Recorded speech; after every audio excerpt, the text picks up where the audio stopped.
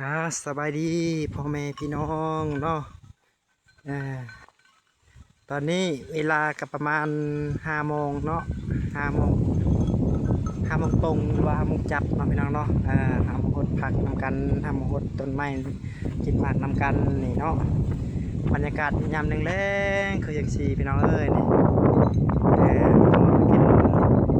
กินหญ้าให้นาทั้งเทิงเนาะพี่น้องเนาะเห็นว่ามีต้นกล้วยมีต้นหมากไม้เนาะหลายชนิดเนาะอยู่เทียงนาคือเก่าอยู่ไหนาคือเก่าพี่น้องเอ้ย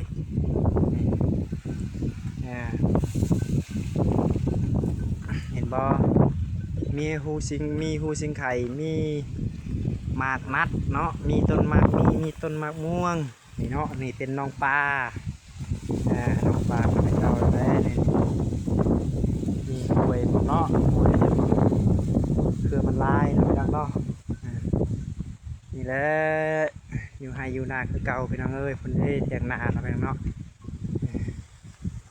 จะมีต้นกล้วยมีต้นหูสิงไข่มีต้นลำไยมีเบิดปลูกไว้เบิดเนาะพี่น้องเนาะมากเล่นหมอกมากเล่นไม้อันนี้จะเป็นน้องปลาเนาะพี่น้องเนาะมากเงาะก็มีนี่ก็มีนี่งอกในแซ่บกินกับปนปลานี่ครับโอ้นี่หากระปุกนี่ดอกบัวหัวหอมพี่น้องเอ้ยนี่ดอกบัวหัวหอมเห็นบ่หากระปุกนี่ยังโมขึ้นนี่เห็นบ่มีมะเขือมีเบิดเนาะมีหอมเปย์เนาะพี่น้องเนาะปลาปูละพามีน้องปลาอีกน้องหนึ่งเนาะ2 น้องเลยติดกันเนาะพี่น้องเนาะคนกะหอมหัวไว้ปลูกบางไม้คือเก่าเนาะพี่น้องเนาะเลยเห็ดบัวทางนั้นก็ของแปรทางนั้นก็ทงนาตรงนึงเนาะพี่น้องเนาะมีเทียงนา2 เทียงนะพี่น้องเนาะมีขอกไก่ขอกแบมีขอกหมูปูนขอกหมูปูนประมาณ4 5เนาะบรรยากาศตะเลงก็จังซี่อันนั้นก็ทงนาทงนึงเนาะพี่น้องเนาะอันนั้นก็ส่วนมีวิกเนาะประมาณ2 เฮกตาร์เลยพี่น้องเอ้ยหามาเบิ่งนำกันเนาะพี่น้องเนาะกดผักการหกผักเนาะเห็นว่าอาชิตักอยู่นี่เลยนำเนาะพี่น้องเนาะตักอยู่นองเลยนำกินก็มีพี่น้องเอ้ยนี่ไอพ่อเฮ็ดให้เนาะไอพ่อเฮ็ดพุ่นต่อทางปุ่นมันเอาทางคอกแบพุ่นเนาะพุ่น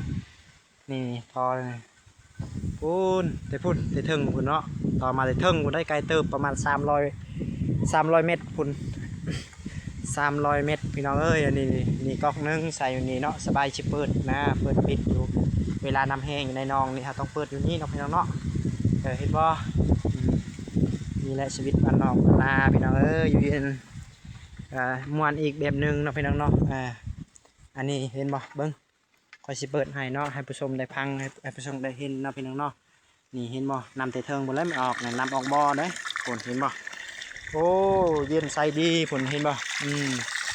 ใส่ดีผลตักคักเห็นบ่มีดอกไฟพร้อม2 ดอกกว่า2 นองนี่เนาะเห็นบ่หลังจากกินน้ำแล้วอาบหดต้นไม้เนาะต้นไม้กินมากแล้วก็พักพี่น้องเนาะหาจะเอาอยู่น้ำอยู่นี่เลยหดต้นไม้ต้นหมอกพี่น้องเอ้ยนี่เห็นบ่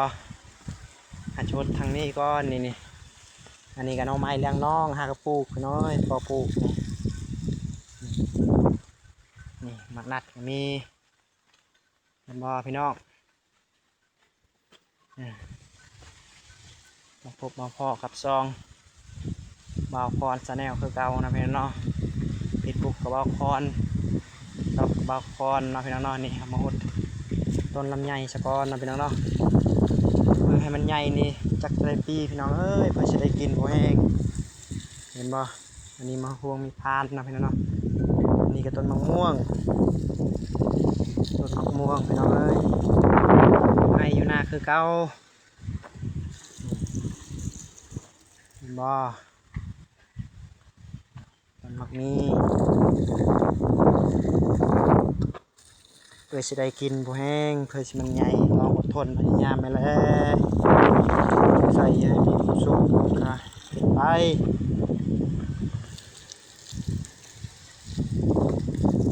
เอาจบคลิปเท่านี้นะพี่น้องเนาะถือว่ากดไลค์กดแชร์นะพี่น้องเนาะกดติดตามด้วยเนาะพี่น้องเนาะจบเพียงเท่านี้เด้อ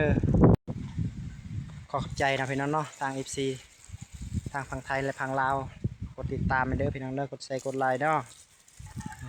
ข้าพเจ้ามาหดพักก่อนบ๊ายบาย